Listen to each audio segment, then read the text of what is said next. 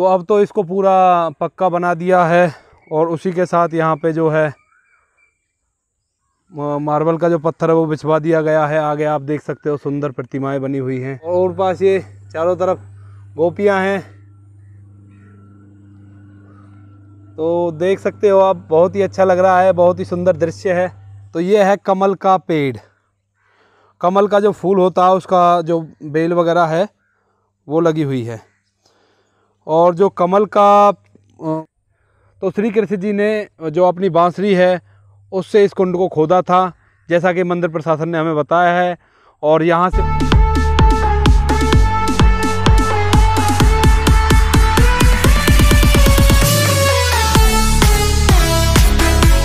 तो नमस्कार दोस्तों, जैसा कि आप लोग जानते हो मैं रोज़ आपके लिए लेकर आता हूँ एक नए दार्शनिक स्थल के दर्शन। तो इसी यात्रा के दौरान हम लोग आ पहुँचे आज दहगाम। दहगाम जो गांव है वो यूपी में पड़ता है, उत्तर प्रदेश। और इस गांव में एक वन है जिसका नाम है रासवन। तो इसका जो नाम है वो रासवन किस लिए है इसका भी थोड़ा सा आपको बताता हूँ। यहाँ पे जो भगवान श्री कृष्ण थे द्वापर युग में, उन्होंने गोपियों के साथ यहाँ पे रास रचाए थे। और उस रास की जो जगह है वो आज भी बनी हुई है और उसको आपको दिखाएंगे। और जैसा कि आप देख पा रहे हो पूरा वन है और प्रकृति की गोद में है हम। बहुत ही अच्छी जगह है, हरियाली ही हरियाली है। तो इसका आपको दर्शन कराते हैं, पूरे जो वन है इसके बारे में और इसकी जो जगह है जहाँ पे भगवान श्री कृष्ण जी ने रास रचाए थे। तो चलिए बने रहिए मेरे साथ वीडियो में, चलिए देखते हैं। तो दोस्तों जैसा कि आप लोग देख पा रहे होंगे, यहाँ से आगे दो रास्ते जा रहे हैं। एक तो जाता है खेतों की तरफ और जो ये दूसरा वाला रास्ता है ये जाता है रासवन की तरफ। और इसी के साथ हम चलते हैं, आपको दिखाएंगे आगे रासवन। ये जो सामने दिखाई दे रहा है यही है रासवन। और आप यहाँ पे एक चीज़ बहुत अलग से नोटिस करोगे कि और जो भी हमने वीडियो बनाई थी उनमें तो शायद अलग एक ही तरह के वृक्ष थे, यहाँ पे अलग अलग तरह के वृक्ष हैं। आपको बरगद का पेड़ भी देखने को मिल जाएगा और पीपल का पेड़ भी देखने को मिल जाएगा और डूंगर का पेड़ भी देखने को मिल जाएगा। और उसी के साथ चलो हम इस रासवन के अंदर एंट्री करते हैं और आपको दिखाते हैं रासवन और वो जगह जहाँ पे श्री कृष्ण जी ने गोपियों के साथ रासलीलाएं की थी। और ये जो सामने दिखाई दे रहा है बड़ा ही विचित्र पेड़ है। और इधर आप देखोगे यह है वह डूंगर का पेड़ जो हर वीडियो में मैं आपको बताता हूँ।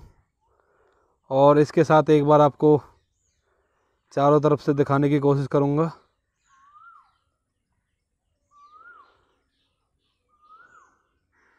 और जैसा कि सामने देख सकते हो एक बहुत अच्छी कुटिया बनी हुई है, बांस की लकड़ियों की है शायद, और उस पर पेंट किया हुआ है, वो अच्छा लग रहा है। ये इसका एक पूरा व्यू दे दिया मैंने आपको। और इसके बाद चलिए चलते हैं जो जगह है जहाँ पे भगवान श्री कृष्ण जी ने रास रचाए थे उस जगह की तरफ चलते हैं। बने रहिए मेरे साथ वीडियो में। और जो ये सीढ़ियाँ आपको सामने दिखाई दे रही हैं यह उसी जगह की सीढ़ियाँ हैं और बहुत ही अच्छी एक कलाकारी बनी हुई है इसके ऊपर, उसको भी मैं आपको दिखाना चाहूँगा। पर पहले चलिए इन सीढ़ियों पे चढ़ते हैं और आपको दिखाते हैं रासवन का जो मेन जगह है जहाँ पे भगवान श्री कृष्ण जी ने रास रचाए थे। और इसी के साथ इन सीढ़ियों को ऊपर चढ़ते हैं उससे पहले जूते निकाल देते हैं, क्योंकि जो भी धार्मिक स्थल होता है वहाँ पे जूतों से जाना अलाउड नहीं होता। और इसी के साथ चलिए आपको दिखाते हैं रासवन। तो अब तो इसको पूरा पक्का बना दिया है और उसी के साथ यहाँ पे जो है मार्बल का जो पत्थर है वो बिछवा दिया गया है। आगे आप देख सकते हो सुंदर प्रतिमाएं बनी हुई हैं, भगवान श्री कृष्ण के रास रचाते हुए दिखाया जा रहा है। और पहले क्या था, यहाँ पे पहले था मिट्टी का टीला था जिसके ऊपर भगवान श्री कृष्ण ने रास रचाया था। पर जैसे ही तरक्की हुई तो उसके बाद जैसे साधु महात्मा जी ने हमें बताया सबसे, उसके बाद यहाँ पे ईंटों का बना दिया इस चबूतरे को। जो ये चबूतरा है इसको ईंटों का बना दिया और उसके बाद अब इसे पत्थर से कवर करवा दिया पूरे के पूरे को। तो देखने में दिखाई दे रहा बहुत ही अच्छा और सुंदर दृश्य है और पूरी हरियाली है। और इसी के साथ चलिए आपको पहले पूरी परिक्रमा करते हैं और उसके बाद ऊपर चढ़ के दिखाते हैं। और मेरे सामने आप जैसे कि देख सकते हो एक मंदिर बना हुआ है। तो आपने एक चीज़ नोटिस की होगी, जहाँ पे भी हमने जितने भी मंदिर दिखाए हैं वो कोई ना कोई प्राचीन चीज़ से जुड़े हुए हैं। तो पहले क्या था, जहाँ भी भगवान श्री कृष्ण जी आए थे और उन्होंने कोई भी लीलाएं की थी अपनी, तो वहाँ पे मंदिर बना दिए गए, क्योंकि जो साधु महात्मा थे वहीं पे आगे तप करने लगे कि जिस धरती पर भगवान श्री कृष्ण जी के चरण पड़े हों वहाँ पे तप का जो फल है वो जल्दी मिलेगा। और इसी के साथ चलिए अब इसके ऊपर चलते हैं और आपको ये जो छोटा सा दृश्य बनाया गया है मंदिर प्रशासन के द्वारा उसके दर्शन कराते हैं, और बहुत ही अच्छा लग रहा है देखने में। तो चलिए दिखाते हैं आपको। तो देखिए ये एक मैकेनिज्म तैयार किया गया है मोटर के थ्रू, और इनको रोटेट कराने के लिए नीचे मोटर चली हुई है, और बीच में देख सकते हो भगवान श्री कृष्ण जी हैं, और पास ये चारों तरफ गोपियां हैं। तो देख सकते हो आप, बहुत ही अच्छा लग रहा है, बहुत ही सुंदर दृश्य है। और इसके बाद चलिए अब आपको बाकी दिखाते हैं, पूरा जो वन है उसका भ्रमण कराते हैं। तो दोस्तों इसी मंदिर में एक प्रतिमा और है जिसके मैं आपको दर्शन कराऊंगा, माँ शेरावाली की प्रतिमा। और जैसा कि आप लोगों को सामने दिखाई दे रहा होगा वीडियो में, यह है माँ शेरावाली की प्रतिमा। और इसी के साथ एक भोले शंकर का जो शिव परिवार होता है उसका मंदिर बना हुआ है जिसको सेवाला कहते हैं, और उसको भी दिखाऊंगा। तो पहले मैं आपको दर्शन करा देता हूँ माँ शेरावाली के। ये देखिए, मेरे ख्याल से आपको साफ साफ दिखाई दे रहा होगा माँ शेरावाली का जो दर्शन है आप कीजिए। और पहले मैं इनके चरणों में नमन करता हूँ। और उसी के साथ जो ये साथ में जो मंदिर है इसका जो निर्माण का कार्य है वो चला हुआ है, और आपको निर्माण के कार्य से पहले आपको दर्शन कराएंगे। और देखने में अंदर से भी काफ़ी अच्छा है। तो देखिए ये है शिव परिवार, साथ में बजरंगबली जी। कई मंदिरों पर आपने देखा होगा इसी तरह से जो इनकी प्रतिमाएं हैं वो स्थापित की जाती हैं। और इसी के साथ आगे आपको एक और इंटरेस्टिंग चीज़ दिखाना चाहूँगा जो इसी मंदिर में है। तो दोस्तों यह जो आपके सामने पेड़ है इसका नाम है बरगद का पेड़, और बहुत सी दवाइयों के लिए इसका यूज़ होता है। और इसी के साथ इस वन में हमें पेड़ दिखा तो हमने सोचा कि हमारे दर्शकों को इसके बारे में पता होना चाहिए। और उसके बाद मैं आपको जो चीज़ दिखाने वाला था वो दिखाऊंगा, और वो है यहाँ पे। तो चलिए इसके सामने जाकर देखते हैं सामने से कैसा व्यू है, क्या चीज़ है जिसके बारे में मैं आपको बोल रहा था। कमल का जो फूल होता है उसका जो बेल वगैरह है वो लगी हुई है, और जो कमल का फूल होता है वो कीचड़ में ही खिलता है। और भगवान जो श्री ब्रह्मा जी हैं वो भी कमल पे ही विराजमान हैं। तो आपको नज़दीक से मैं दिखाना चाहूँगा कितना अच्छा फूल है। और हमारे एरिया में वैसे ये देखने को नहीं मिलते, बट यहाँ पे जो मंदिर प्रशासन है उन्होंने इसकी स्पेशल व्यवस्था की हुई है जो कमल का फूल है। क्योंकि आप वो इधर उधर से देख सकते हो पन्नी लगा के उस तरह से एनवायरनमेंट दिया गया है जिससे यहाँ पे ये फूल खिल पाएँ। बहुत ही सुंदर फूल है। और इसी के साथ चलिए आपको अंदर जो बाकी मंदिर है उसके बारे में बताते हैं और चलते हैं। तो दोस्तों ये है रासवन की परिक्रमा जिसको मैं आपको दिखाना चाहूँगा। और चारों तरफ से देखने पर यहाँ पर पेड़ ही पेड़ और हरियाली ही हरियाली आपको दिखाई देगी। और यहाँ पे कई साधुओं ने जो है तप किया था। और जो सामने आप मेरे सामने जो छोटा सा घर देख रहे हो, ये एक साधु हुए थे यहाँ, उन्होंने तप किया था, फिर उनका जो शरीर है वो पूरा हो गया था यहाँ पे। तो उसके बाद उनके जो पैसे बचे हुए थे, उनके पास 2.5-3 लाख रुपए थे, तो गांव वालों ने मिलके उनसे इसका निर्माण करा दिया, जैसा कि हमें महात्मा जी ने बताया था। और आप चारों तरफ देख सकते हो हरियाली भरपूर है और पूरा के पूरा नेचुरल एनवायरनमेंट है। आने के बाद बिल्कुल भी महसूस नहीं होता शोर शराबा, हर चीज़ से दूर। और आप लोगों को अगर यहाँ पे आना है तो यहाँ पे आपको 2 रास्ते हैं। एक तो आप होडल से दहगाम होते हुए, होडल से आप लालपुर से दहगाम, और फिर आप इस रासवन में आ सकते हो। और जो दूसरा रास्ता है वो आपका दिल्ली मथुरा रोड है। वहाँ से जब आपको बॉर्डर लगेगा, यूपी वाला बॉर्डर आएगा, तो वहाँ से कोटवन से होते हुए यहाँ पर आ सकते हो। और बहुत ही अच्छी जगह है और जो भगवान श्री कृष्ण से जुड़ी हुई जगह है और बहुत ही अच्छा इन्वायरमेंट है।